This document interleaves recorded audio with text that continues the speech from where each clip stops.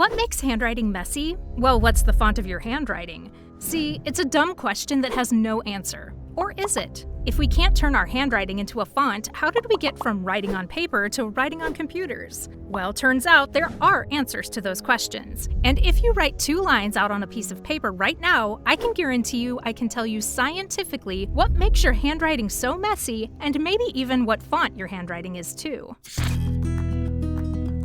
Let's start by looking at the ends of your letters, and let's compare it to a classic font. Times New Roman. Take a closer look. Do you see those little hook thingies on the ends of those letters? Those are called serifs, and they're older than your mother, and everyone else's mother on Earth. They were invented by the Romans when they carved out stone way back in an age called Roman antiquity. And because it's so old and came out of a fancy-sounding time called antiquity, along with the fact that most people don't add these little hooks and caps to the ends of letters, serifs are associated with class and power, far away from the common folk. While this is the first step to finding out what font your handwriting is, it's not really relevant to how neat or messy your handwriting is, since most people don't write serifs consistently anyways. But if you write serifs everywhere, your handwriting might look a little cluttered. Anyways, on to the good stuff. Let's move on from looking at letters to look at a word. Just one word and just one pair of letters you wrote. Are they squished together or are they spread apart?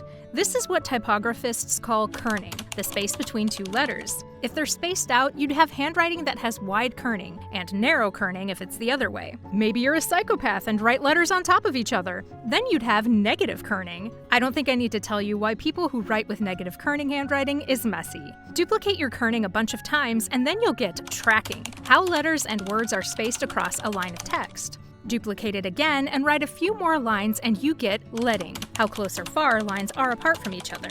Altogether, these 3 guys make up what we call spacing. Spacing is one of the main culprits of terrible handwriting. If the letters are too packed together, then it's impossible to read. But if they're spread out too far, it's also impossible to read. And if they're spaced perfectly, they're also really awkward to read. This is because our brain actually reads in chunks of space and text, and not words. If your spacing is too narrow, then there's way more information in that same chunk of space that people need to process. If your spacing is too wide, the letters feel disconnected from each other, and it's impossible to tell what's actually going on.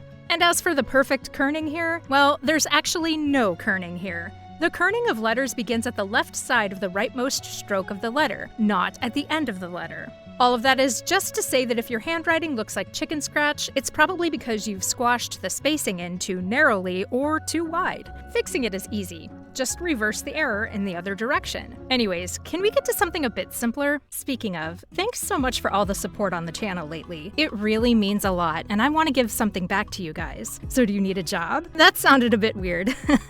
But whether you're a UX designer, app developer, freelancer, or just a curious viewer, I want to get to know you guys, share some UX and UI tips, and maybe even get a gig. So I made a Discord channel for us and want to make this the place to be for front-end professionals. And I'm having talks with people to get some employers in there so you can connect with them too and find some jobs in the future. I'm really excited to get this thing started, so I hope you'll join me.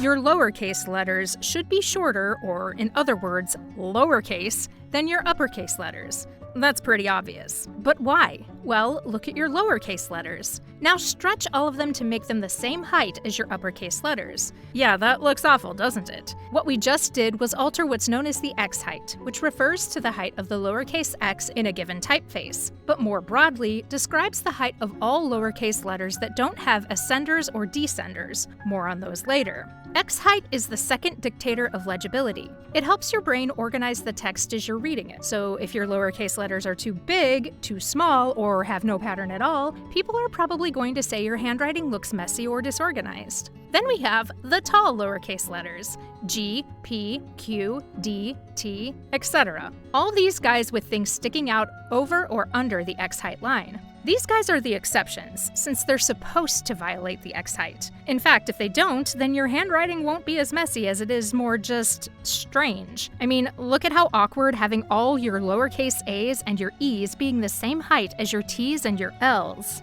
On top of that, with certain letters like Y, the end of the stroke goes to the left while you're trying to write from left to right, which means that you need to get from point A to point B somehow. There's no real judgment on this side really, as long as your little flourish at the end, called the terminal, is consistent. Imagine if you end one of your Ys with a blunt end and the next with 3 swirls. That would just be a pain in the ass to read. And then we have the trickiest part of it all, the overhang, where rounded letters are displaced ever so slightly against the X height or the baseline to make sure everything looks perfect and neat. But this is more a thing for advanced fonts and typography. But who knows? Maybe you're subconsciously doing that too? And wait, what's a baseline?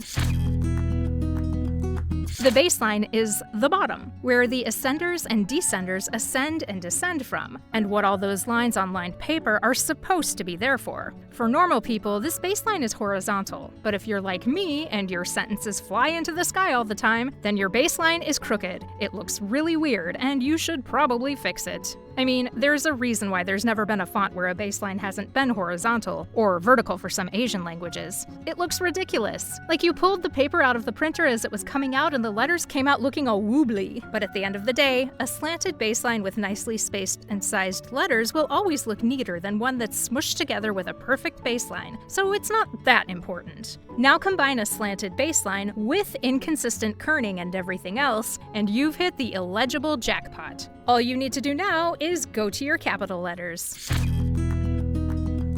If the baseline is the bottom, then the cap height is the top. It's the highest any of your letters will go, and it designates the cap on the height of your capital letters. Remember the tracking thing we were talking about earlier? That's the space between lines of text? Well, the tracking is typically just the space between the baseline of one line and the cap line of the next. The X height also typically respects the cap line by being a proportion of its height. So if your cap line is too short, but you don't adjust the width of your text, you'll end up with some really short and fat letters. And if you don't adjust the X height, then you'll end up with something like this. All that's to say, capital letters are important and need to stand out. If your cap height is your X height, your handwriting will either be extremely messy or look like you're yelling at someone. Try reading all caps in a calligraphic style like Fractor and you'll realize what I mean. Speaking of calligraphy, what about cursive?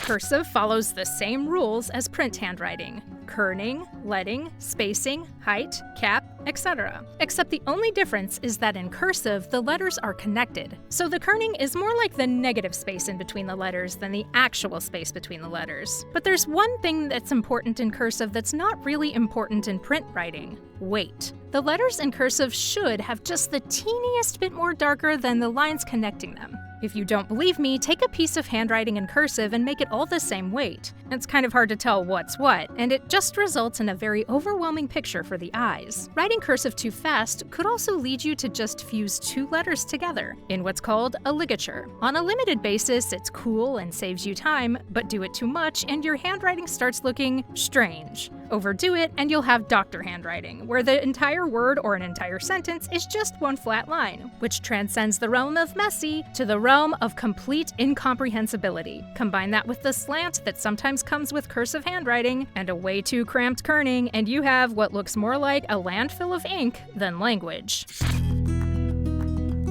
There is a scientific reason why slanted cursive looks weird though, and it's because the space in the letters are made smaller than they should be. You know how O has a hole in it, and A, D, E, G, and a whole bunch of other lowercase letters? If you close those holes off, then it just looks weird. Same goes for C or S. They don't have holes in them, but they do have this negative space contained in their curve. Fill those in, and the letters actually become unreadable. Make the space too big on one side and too little on the other, and you end up with handwriting that's probably more goofy than messy, to be honest. And the final thing to put the nail in the coffin: letter congruency. This is the real reason why your handwriting will never look like a font on the computer, because every O and E and A that you type on your screen will look, well, they are the same thing. But with your handwriting, every letter is different from itself, every other letter, and everything around it. And it's not just the shape of the letter, it's the curve of your S's, the weight of your C's, the proportion of your E's. It's everything.